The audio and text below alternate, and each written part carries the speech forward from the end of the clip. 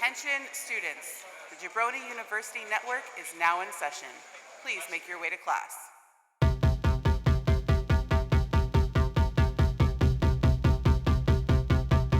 Rad chaser. Rad chaser. Rad chaser.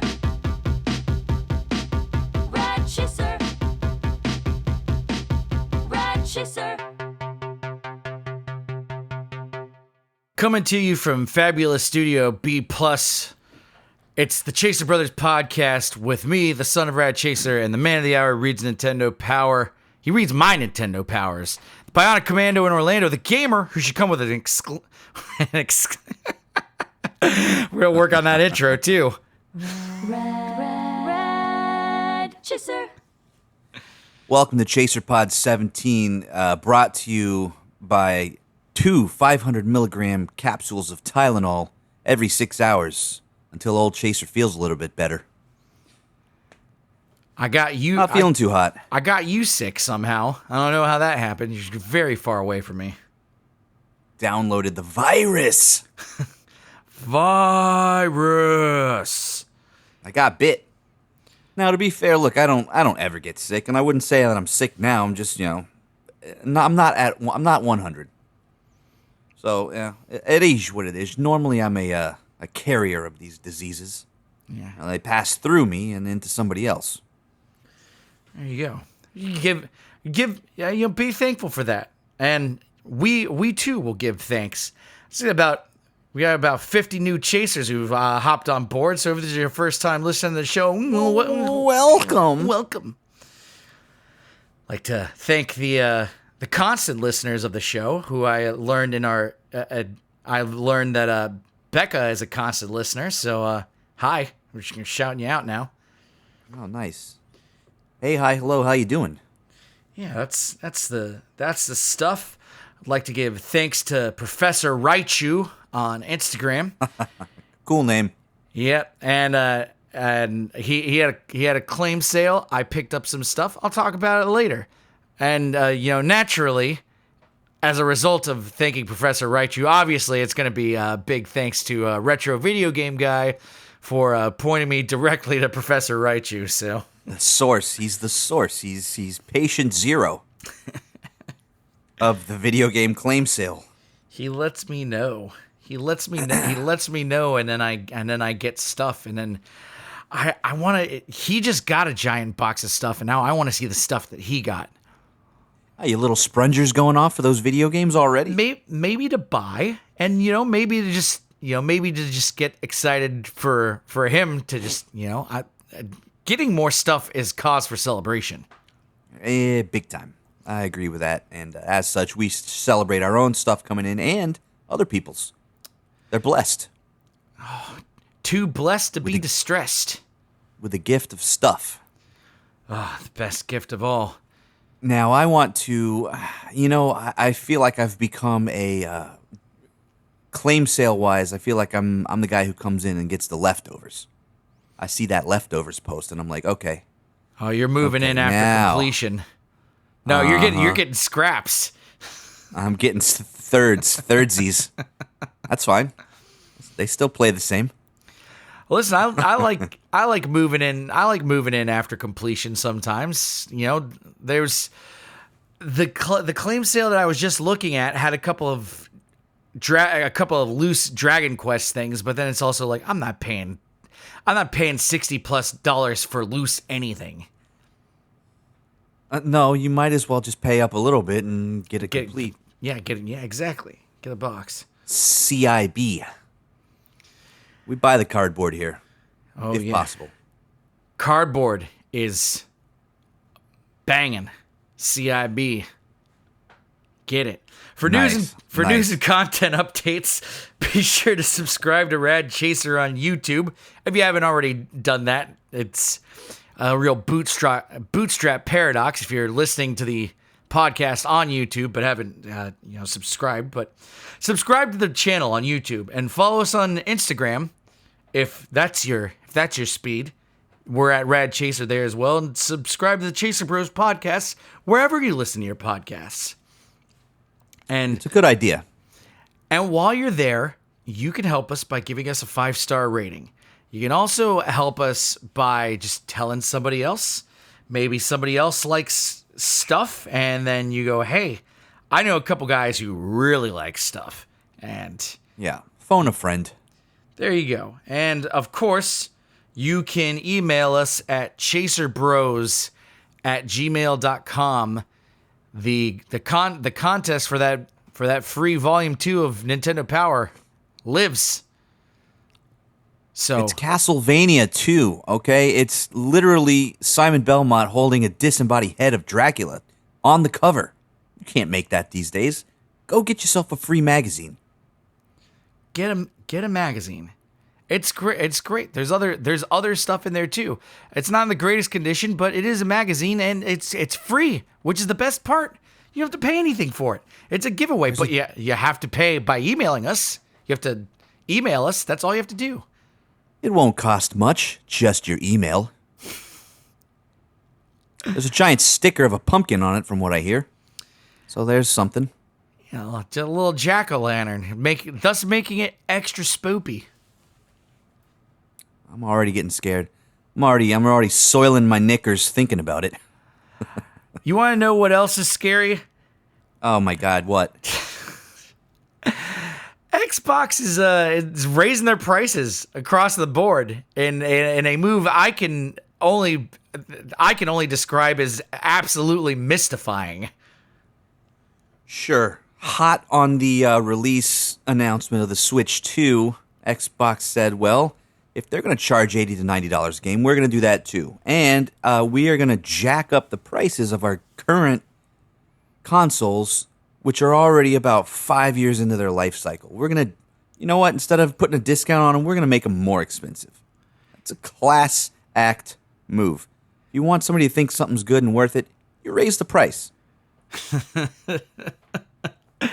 It's it is as confounding as it is infuriating. Because okay, yes, you've mentioned that we're already, many years into the life cycle of this console. The general tenor of society at large is people understanding the value of owning physical media, because capitalism, daddy, is like, how about we not let them own anything? You have to rent everything. Everything's for rent. And so like this is what they're doing with that new console. So they're making a Series X that has 2 terabytes, but it's completely, diskless. And that thing is like $750. Yikes. I see no what does Xbox have that you can't play on another console? Halo, and that's it. As far as I know, and it's not like they've got some killer new system with a new Halo game that looks like reality coming out. There's nothing to justify that price hike other than them seeing Nintendo going like, we're going to charge $80, and then they're like, oh, well, we'll do that, and we'll have some of that. The thing is that Nintendo's releasing a new system, and they're going to have a giant surge of, new games. So there's a reason to want to shell out your cash. Whereas Xbox brings nothing new to the table. Like, I feel like this is a catastrophic decision.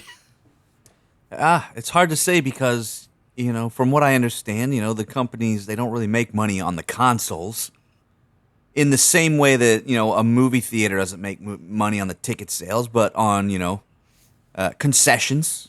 You guys ever remember paying $15 for a large popcorn? Or a delicious cherry Coke? Mm. So, those concessions are your video games, and that's what's going to make their loot. And, I guess that's the game plan. Plus, you can play Xbox games anywhere, I think. I don't own an Xbox. Yeah. I know you could... Go ahead. So, Game Pass is versatile in that respect, but then why bother getting an Xbox? Like you can get Game Pass and play Xbox games on your PC. I mean, you can hack a smart TV and play Xbox games off of it. It'll run like crap, but you can do it. Well, sure, and you still got to buy the games anyway. You know, if they don't care about selling it, and do whatever you want to with the price, I guess. Well, I mean, the thing with Game Pass is that you're renting a giant library of games, so you can buy the games digitally, but even then, as we've come to learn with PlayStation, that doesn't mean jack. So I'm sure what they're going to end up doing is hiding a bunch of pirate language in the legalese that no one reads. Be like, hey, just so you know, you even though you are buying this, you still don't own it. So now it's just like that, just enough so that they can't get sued when they go, we're gonna pull this game that you paid full retail price for, that you should own in perpetuity. Just because it's digital doesn't mean that you didn't buy it. Yeah, this is the argument, and I mean, as much as we love physical media, I feel like that's a small group of people. It's getting phased out with time. Joe Schmo, 15-year-old kid, he doesn't care. He just wants to play the game. Think he wants to stick a disc into something? He doesn't even know what that is. Well, this is the thing. Is the younger crowd, the younger crowd, I mean, even still, they are starting to realize the importance of physical media, because if you have something, then you have it. Yes, yeah. I do. Listen, I love having a digital game on the console, because I don't have to get up and I don't have to mess with anything, and it loads right up and it's right there, and it's great. I don't usually buy games digitally, but every once in a while I'm like, I don't need a physical copy of this game. Like, I didn't buy a physical copy of Helldivers when I bought it. I was just like, I want this now, and I want it fast, and I want to be playing it immediately. And when PlayStation goes, hey, Helldivers 2 is we're not doing anything for it. I mean, look, that's the other thing with a game like that. If you have these giant server-based games, eventually not enough people are going to be playing them, and then they're going to shut the servers down. So I don't need a physical copy of Cuties Hacked, wherein I try to, basically clear the screen off so I can see, pictures of these, cuties in the locker room. Just, in various states of undress. I'll keep that digital. And most importantly, I don't want anything physical to link me to those actions. Yeah, just my PSN name. That's fine. So I'm okay with that. It's a greedy move that I hope backfires on them. I really hope it does. I could see raising the prices and being like, hey, we'll give you a couple years of free Game Pass, but to my knowledge, they're not doing that. They're just, hey, screw you, all the prices are higher for a console that is, not moving the way the other consoles are moving. It's crazy to me. Hey, this thing that we have isn't really selling well. Let's raise the price on it. Okay, that should work. Well, sure. It makes it more elite. I mean, it already looks like the freaking monolith from 2001, so it already looks cool. Let's put an elite price on it and bamboozle, the people who didn't get it in the first 4 or 5 years. That's fine. Yeah. Am I going to get one? I mean, I don't know. No, not at an increased price.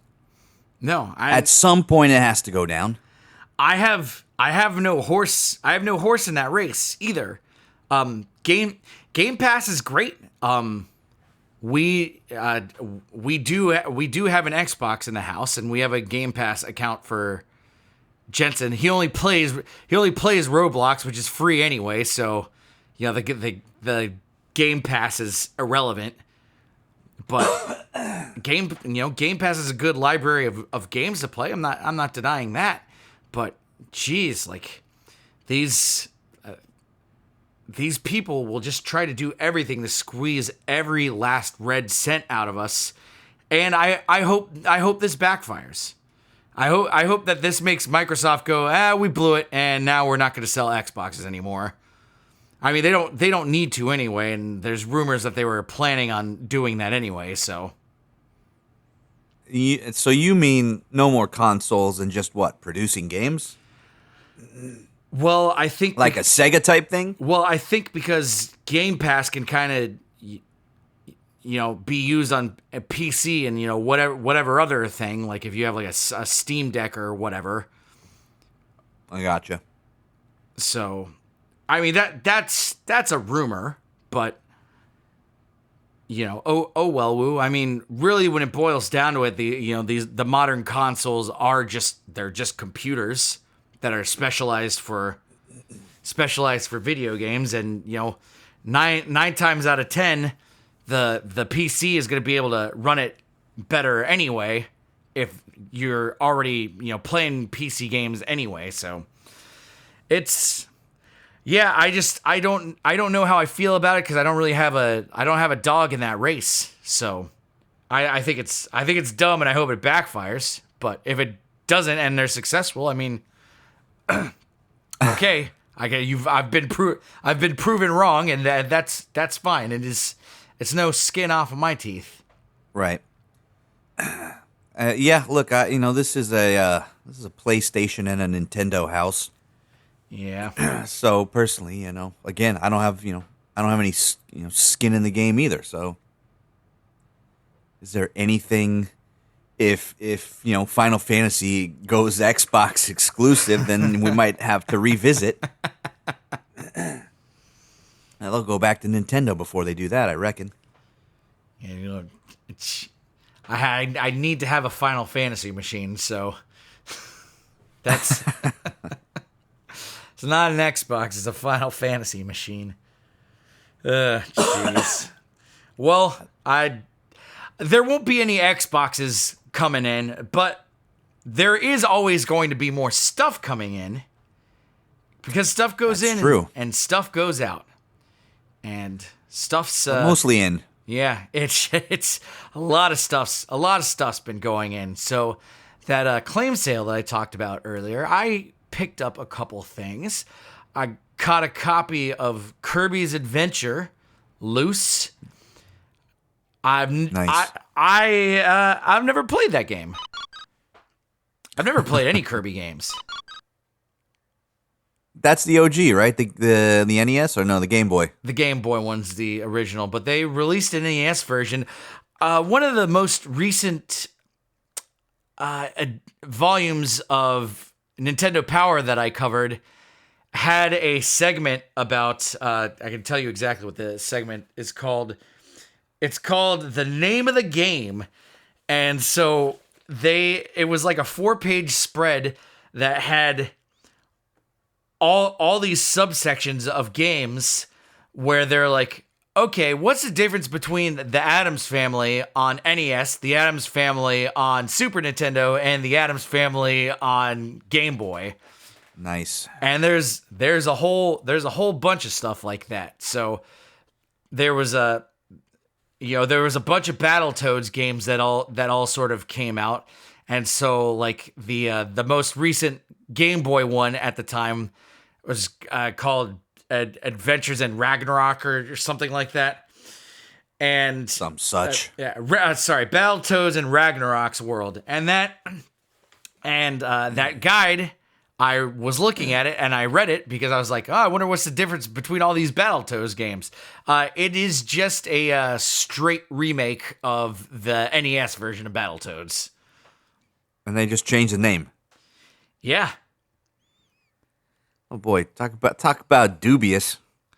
So, oh man, I can't wait to get this cool Battletoads game. Sounds cool. Ragnarok, what the hell is that? I don't know what that is. A whole new world to explore on the Game Boy. This first stage is remarkably similar to the game that I already. It's all right. A little something to get familiar with the game. I'm gonna get further in the game, and something's gonna. I'm on the damn hover bikes. I'm on the speeders. I'm on the goddamn hover bikes. Well, It's been a while since I've pulled my hair out. I guess I'll do it portably. So yeah, they had a whole bunch of sections. Speaking of straight remakes, one of the other game that I got on that claim sale was a crispy, brand spanking new copy of Samus Returns for 3DS. Samus Returns. Now I know there's a Game Boy game called Samus 2, the Return of Samus. It's called Metroid 2: The Return of Samus. What did I call it? You called it Samus 2. Samus 2. That's the title now talking. Yeah, Metroid 2, The Return of Samus. Is that the same game? It's a very similar title. So they gave Metroid 2 the Zero Mission treatment. If you're not familiar with Metroid Zero Mission, it is a reimagining of the first Metroid game. So they added a bunch of stuff, expanded it. It's familiar and new all at the same time. Dive into the world of Zebes as you play as Samus Aran, and you got to kill the mother brain at the end. Blah blah blah. So it's not the Battletoads Ragnarok treatment. No. Well, yeah. I mean, Battletoads Ragnarok would be a demake, really, because you had the NES version and they ported it to Game Boy essentially. No. So Samus Returns. It gave Metroid 2 the zero mission treatment, which great because I have played a bit of original Game Boy games. A lot of them don't hold up, and that's not their fault. However, I was very wowed the last time I was over there because we fired up Mario Land 2 6 golden coins, and I was like, this game feels great for a Game Boy game. Like it blows the first Mario Land out of the water. Well, right. They learned from their mistakes. I think they had a different development team on that one anyway. Yes. Can't remember. And I mean, this is the natural progression of any console, really, is you start making games for it, and then they learn how to, wring every last drop out of it by employing, previously successful techniques paired with cutting edge new thoughts. So it does end up being like that. So yeah, I got those things in the little claim sale, and I honestly think Samus Returns is going to be the next thing I play after I beat Dragon Quest. I'm getting close to the end of that. Good. Yeah, I know you've been thinking about playing the next game that is not going to be an RPG.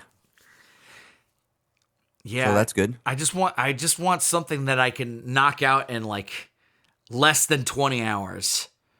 Something, and usually the answer to that question is a Metroid game. Oftentimes it's a Zelda game, but anything prior to Skyward Sword's got a pretty hefty campaign for a Zelda game, and then you move into the Breath of the Wild territory. So, but I need a little palate cleanser before I dive into the next thing, which, probably I'm thinking it's going to be Lunar. I'm thinking. That'll be good. It's good selection. I have a copy. I got the Switch copy of Lunar, but I need the PS4 copy so I can play it on the PS5 because that's the way to do it. All right, big time. It is strange that, in my brain, anytime a sort of Switch release or where they have the option between like Switch and PS4 or whatever, and it's like, yeah, but this game came out on PlayStation, so I want to play it on PlayStation. And I just have that mental block. It truly makes no difference which console you play it on. But if it was something that came out on Nintendo and it's like, okay, here, if they released like a really cool Mega Man game and the choice was for PS5 or Nintendo, I'd play it on Nintendo. I wouldn't be able to play it on PS5. It would just be strange. Yeah. I mean, I guess that's how the branding gets you. I like seeing that game art in a PS5 box. It's something like Lunar. I mean, look, either system, any console could run that game easily. There's not a problem. Right. It's not graphically intense. I do say that. However, I bought Dragon Quest 3 for PS5, and I don't regret this. No regrets. I mean, because that technically speaking is a new game, and obviously, when it comes to this is a brand new game, I'm going to pick the more powerful console. Big time. If Yeah. If there was only the Switch and the PS5, and they're like, okay, here comes another Metroid game, I would play it on the PS5. What if that new Metroid game was an Xbox exclusive? Yeah, I mean then we revisit purchasing a Metroid machine, which is at an increased price, which is essentially what the 2DS I have is, and yes, I did buy it at an increased price. at a premium. I mean the game is actually probably about retail because I did get I got the special edition, so there's like a music CD that comes with it too, so that's pretty cool. And, there were some consoles back in the day that were ludicrously priced. You may or may not have heard of them, probably not. The Panasonic 3DO. Yeah. Look, aside from being ludicrously priced, the problem with any of those systems, they ain't got no games. You gotta have games. Yeah. It can do all the cool stuff at once. It can play CDs or whatever, full motion video. But if the games are not there, then what are you gonna do? You're gonna buy it. You're gonna be disappointed. It's gonna go in your closet, and then someday, a couple of blue collar chasers, are going to take it off your hands. Yeah. We don't even charge for pickup service, so we'll get that knocked out for you free of charge. We'll come to you. Yeah. Meanwhile, I did have some stuff go out today. First thing that happened is the guy messaged me and he goes, "Hey, I'd like an invoice, please." And I was like, you haven't paid me yet. I said it a lot more eloquently than this. Was like, you haven't paid me yet, but I'll send you an invoice after you do. This is the price. And then I was like, wait a second. Why is he asking me for an invoice? So I moved 5 things this week in my eBay store. They were all to the same person. So nice. I was like, oh, okay, sorry, I'm an idiot. I had to go and move some stuff around. I've never dealt with multiple purchases from the same person. I say that, except I did the other week, but it wasn't as complicated as this. So I got everything into one nice big box that just happened to fit everything in. He got a couple action figures. I got lots of my comic books, and got that sent out. Those were nice gifts. Very nice. Those were gifts from the Rad Chaser, and now I have sold them to turn them into. Listen, I will give myself a gift with that. I basically use it to pay for the stuff that I just bought. You give yourself the gift of stuff. Yes, and that's really at the core. That is, the essence of stuff. Your best friends and family, they know you and they know just the stuff to get you. But nobody knows you better than yourself. So thank you for the sentiment. I'm going to, by proxy, turn this thing that you gave me thoughtfully into what I really would like. Right. Respectfully. Like okay with that? Yeah. Look, you can't put a gift receipt on a retro video game. Yeah. But like this Dennis is that with extra steps. With the shirts. It's like, I saw what you got, and I went ahead and returned it for you, and picked up a couple of shirts that I actually did want. So. Yeah, and it's Always Sunny in Philadelphia reference there for the uninitiated. We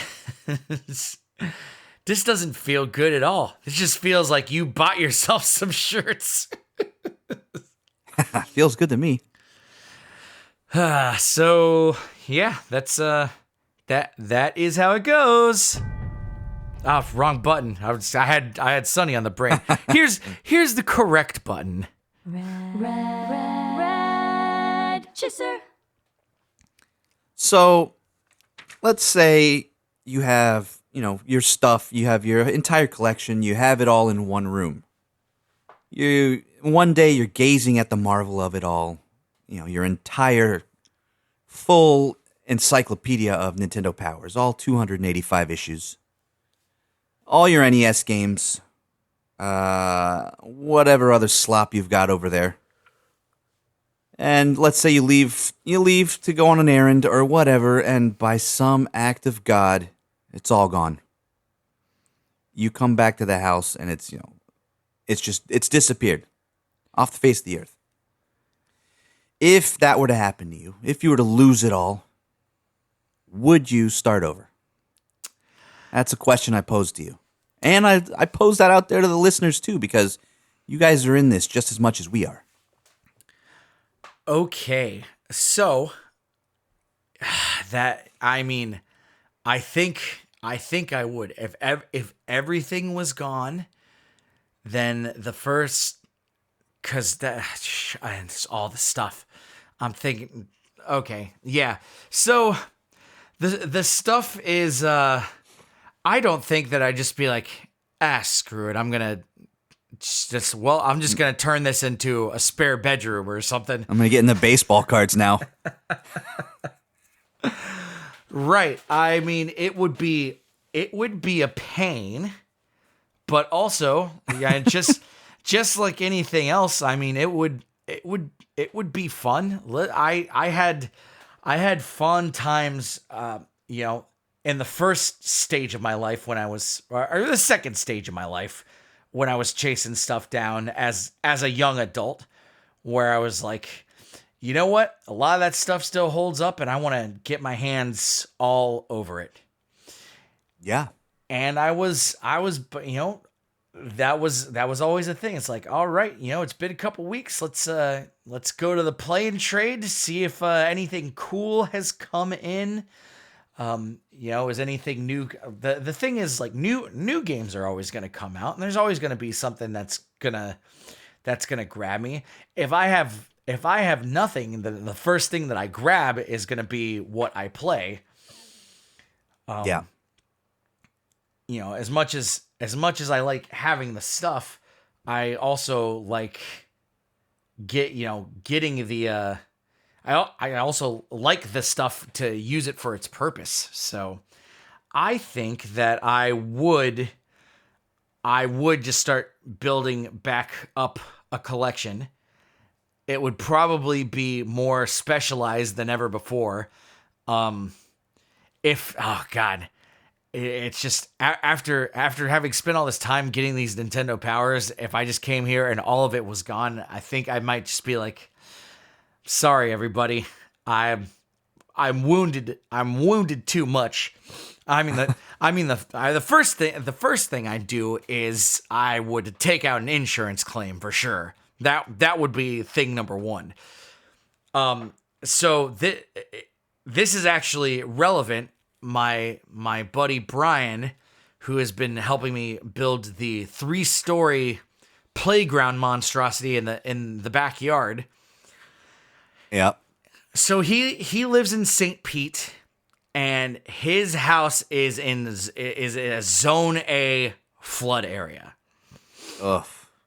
Is it on stilts, or is it's just right there on the ground? It's on stilts now. They have had their house raised 12 feet in the air.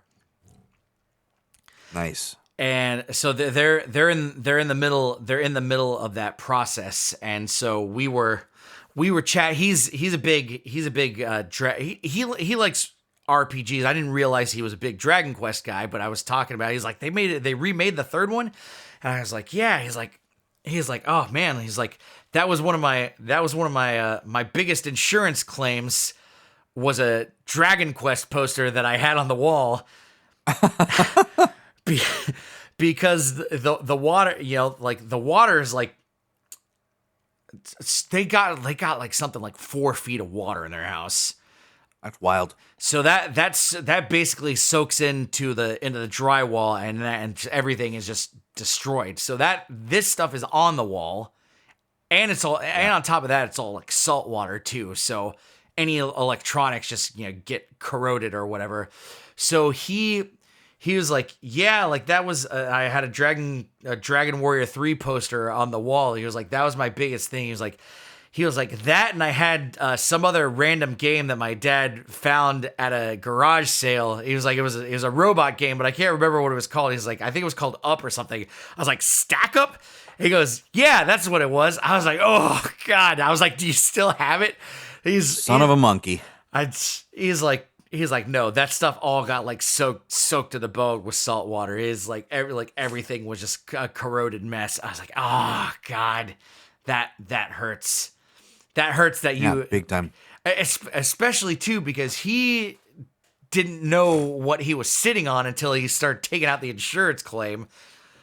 Sure. I mean, the loose cart's pretty heavy, but the big box with the blocks and stuff is oh God, could super you imagine?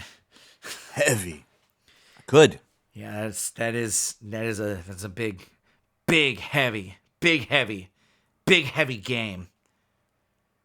Big fat heavy game. Big fat heavy game. So what would you say most of your collection is? Probably, you got a lot of NES games. You have more NES games than I do. Yeah, there's so my collection is, I've got what is, in my opinion, all of the if there's a top 20 of NES games anywhere, I probably have the top 20 games for sure. Nice. So I've always tried to curate stuff on a this is playability. This is a game that I would pick up at any given time and pop into the Nintendo and play it for whatever reason. Yeah. So that's usually a larger consideration for buying retro stuff. I did have a period about 10 or 15 years ago where I was just buying stuff willy-nilly. So there might be some hidden gems in my hidden gems, that is. Yeah. There might be some hidden gems in my collection, but I think for the most, my Super Nintendo collection is a little less. I only have about 20 games, but that's also like pound for pound all the best games that are on Super Nintendo. So there's like both, all the Final Fantasy games, Chrono Trigger, Secret of Mana. If I were going to invest any money on another Super Nintendo game, I think I would probably go with, like, I don't know how much it costs for a copy of Secret of Evermore, but that's one I've never played, and everyone says it's really good. I mean, it's basically set up the same way Secret of Mana is, and that is another game that is very good for the Super Nintendo and that I also have. So, Zelda, Mario Kart, Super Mario World. I do have Mario Paint, and I have a mouse for Mario Paint. Nice. Maximum Carnage. Ooh, with the red cart. Yeah, I think I have a copy of Killer Instinct with the black cart. And, it just, that collection's a little more curated. I pawned my Nintendo 64 games back in 2000 when they still had a little bit of value before they had no value, before they had skyrocketed value. And I sometimes I think about, like I had Conker's Bad Fur Day, which is, that'll cost you a little bit to get a copy of that. There was some good games in there, Ocarina of Time and Mario 64, the main ones. Yeah.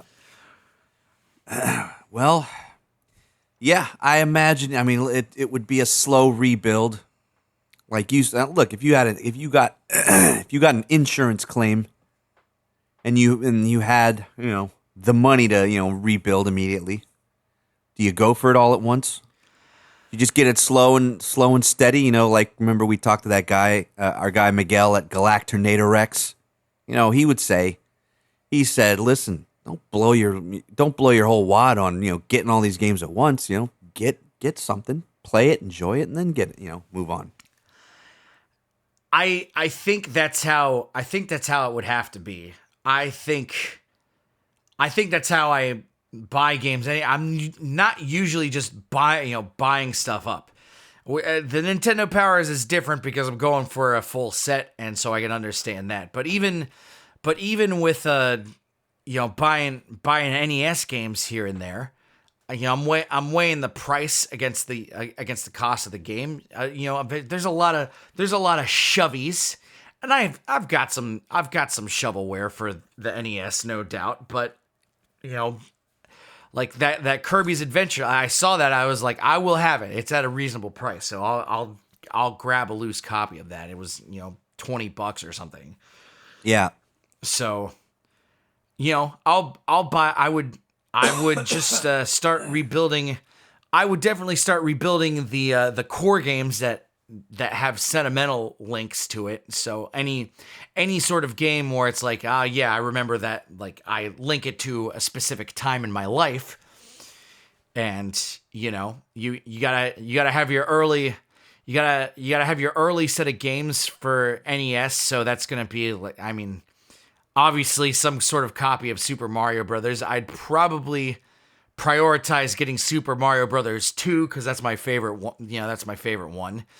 But if I'm thinking old games like Punch Out, Ice Hockey, Major League Baseball, even though that's like the worst baseball game on the NES. But that's the game. That's the game that you and I played together when we were little. So yeah, it's sentimental value. Yeah, it's glitchy and the graphics aren't good, and it was infuriating to play because you were significantly older than I was. So now, by older, do you mean better? Because that's what I understood. In that, I'll beat you at anything, up to and including Dr. Mario. Yeah. And I don't need to get past your goon. I don't need to get past level the number 2 headband. Dr. Mrs. Son of Chaser. I'm going straight to the top, baby. And I'm going to hit you with the side kill, and that's going to be game over. That's going to be the last thing you see before you throw your controller at the wall. Trust me. Spoken like a guy who doesn't even know about the underkill. Yeah, how do you like that? How do you like them apples? Don't you worry. I challenge you. I'll hit you with the cross kill and the T kill. I'll hit it with the cross and the T. I'm better than God at Dr. Mario. Remember that. Okay. So yeah, the collection would have to be, I'm gonna have to buy the games that have emotional resonance. Final Fantasy IV is a great game for the Super Nintendo. But what I most remember about that game is the night that I played it before I went to Ecuador, and then it was never in the rental store again after I got back after a month. And I was just dreaming about that game for a month. I was like, I've got to play Final Fantasy II when I get back, and it was gone forever. And I eventually did buy a copy and played it and enjoyed it, and I've played it and enjoyed it many times since then. But like my mind always attaches it to that night where I was just like blown away, because it's going from Final Fantasy to Final Fantasy IV is a big leap in here's how we've improved upon this game by every single considerable metric. Yeah, I have, you've gone to an exotic country in South America. Beautiful, lush landscapes, different, deep, rich heritage and culture.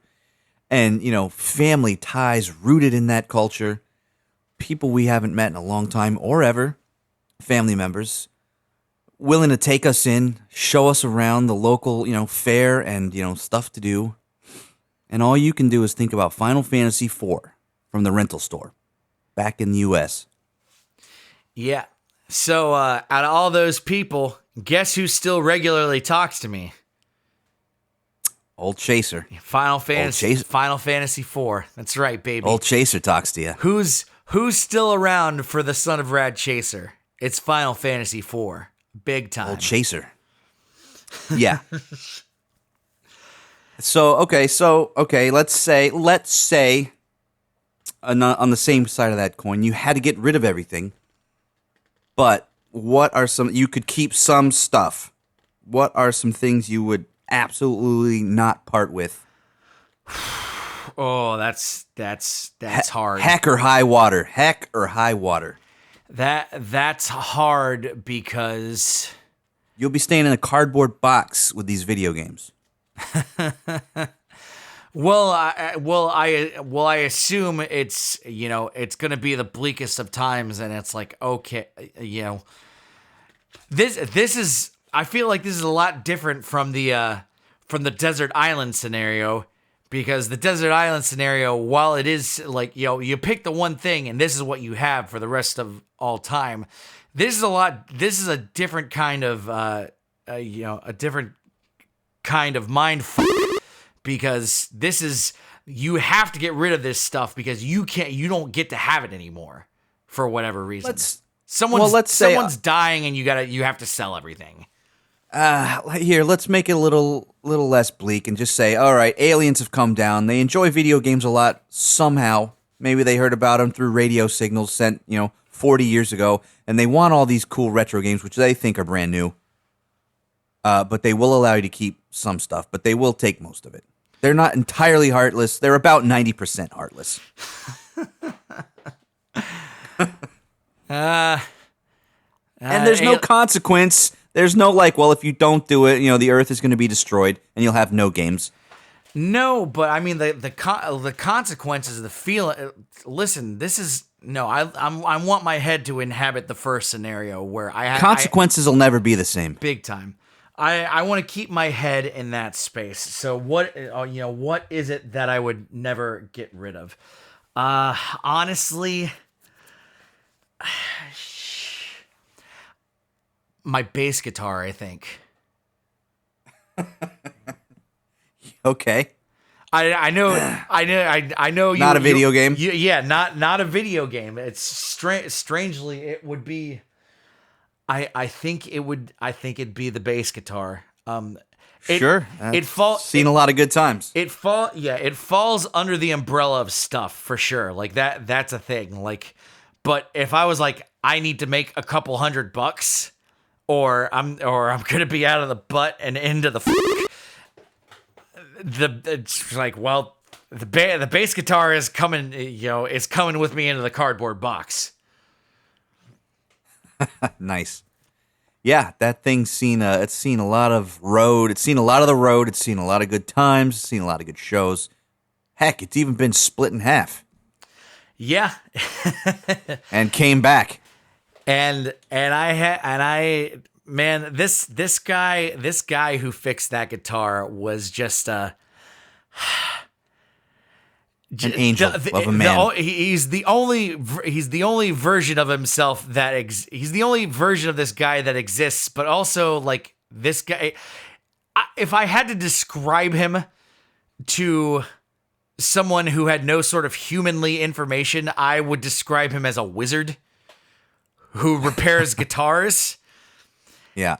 And so like this guy, so he's like, oh yeah, he's like, I can get that thing glued back together, whatever, blah, blah, blah.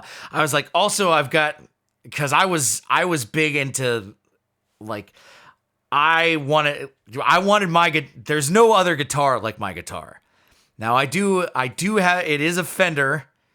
It's a Fender Aerodyne jazz bass. And so there's not a lot of those. They're made in Japan.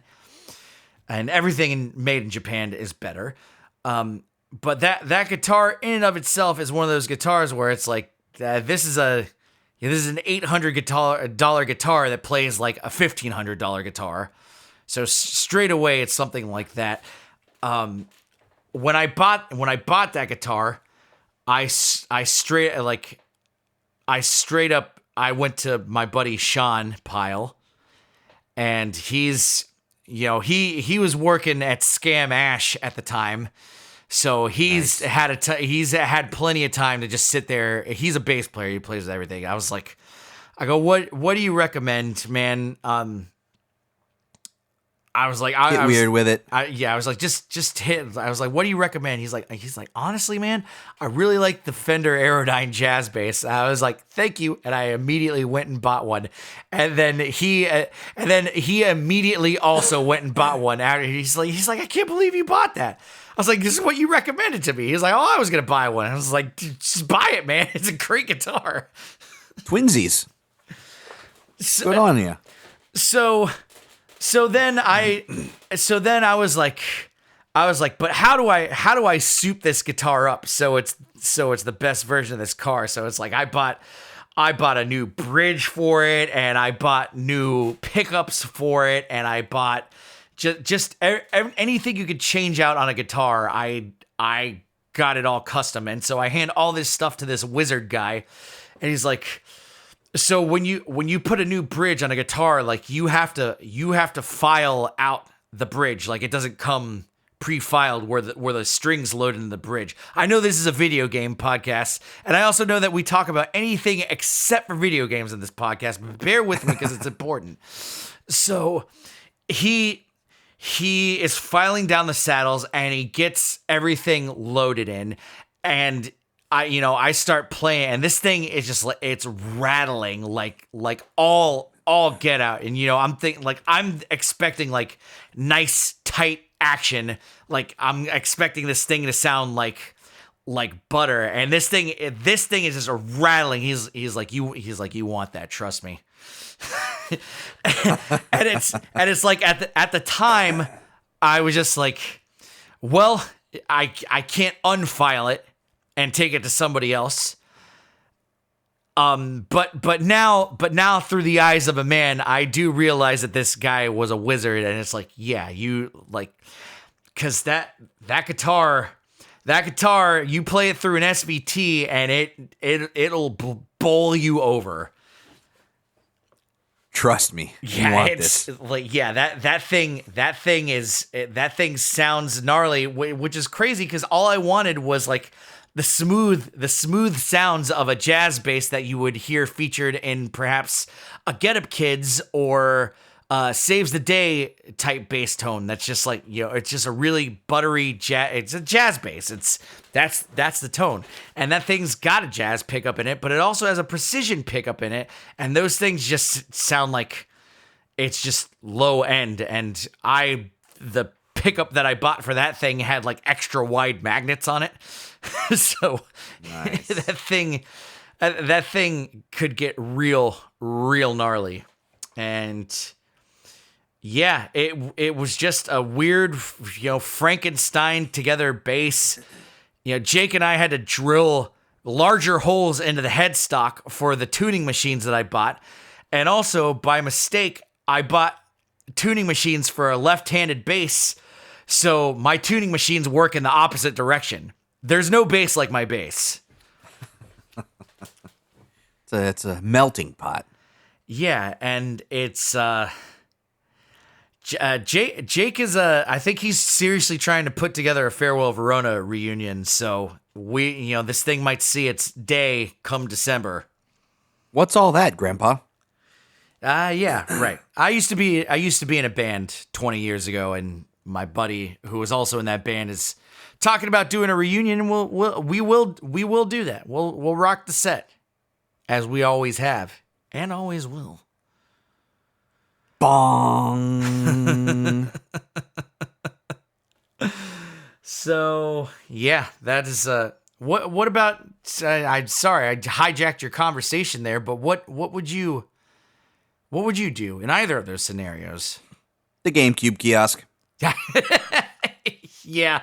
I'll sleep under it. It'll keep the rain off me. That's it. It's not going anywhere. It's made out of solid steel. Yeah. Try and steal it from me. You can't. No, especially if I'm sitting on it, living under it. No. Well, I mean, that would definitely, that would, the difference in your scenario and my scenario is that, you could sell that thing for a premium. I could make a couple $100. I mean, technically we both make a couple $100 off our guitars, just whatever. Guitars. Yeah. Off of our respective things. But yeah, okay. GameCube kiosk. That's fine. It required no thought on your end. Either that or you had 20 minutes to think about it while I was going on. About guitar wizards. A guy lives backwards through time. I had to give a 10-second version of my story because it's bottom line time. It's bottom line time. I'm sorry. So, in recent news, the Xbox raised its prices of their console in a daring move. Is it hot on the heels of Nintendo's, choice to make games $80 on an expensive $500 machine? Who knows? I probably won't be buying one now, is even less so than I was going to be buying one before. Unless, again, if that killer app comes out that, necessitates the console. It won't. Okay, so then your bottom line is I will not be buying an Xbox. Well, right, unless I catch, if I catch one slipping in a pawn shop or something. So, do you think the pawn shops will raise their prices? I don't know. I don't know. That's a good question. I saw some video game store saying, "Well, we're still selling them at regular prices, so come on down." I like the cut of their jib. I mean, that's good because that'll move those Xboxes real quick if you could get them at the regular price. I don't think it's going to be trickle down like that, But yeah, like you said, you move these consoles now. Ugh, cheesy Pete's. I gotta read this. I gotta read this butt business here, and then I'll give you my bottom. We can resume the bottom line. We're doing a bottom line butt business sandwich here. If you want to reach out to the show, do so. Chaser Bros, BROS @gmail.com. And if you want to check out any of the other shows on this wacky podcast network that we're a part of called the Jabroni University Podcast Network, you can follow us everywhere on Facebook, Instagram, Twitter @JabroniU, and you can find us at jabroniu.com. And there you can catch up on the latest New Japan Pro Wrestling news on New Jabroni Pro Wrestling. We'll drop an episode on Sunday. How's that grab you? Tune into Biff Radio, listen to all new hip hop on Flow and Tell, and draft pop culture on our flagship show, The Draft Podcast. Again, your gateway to follow all these wonderful podcasts is jabroniu.com. Remember to leave all the podcasts a 5-star rating and a like, share, retweet, and subscribe, or else, our scenario is going to be we come over to your house and take all of your stuff, and you only get to pick one thing. And newsflash, we're going to be taking that as well.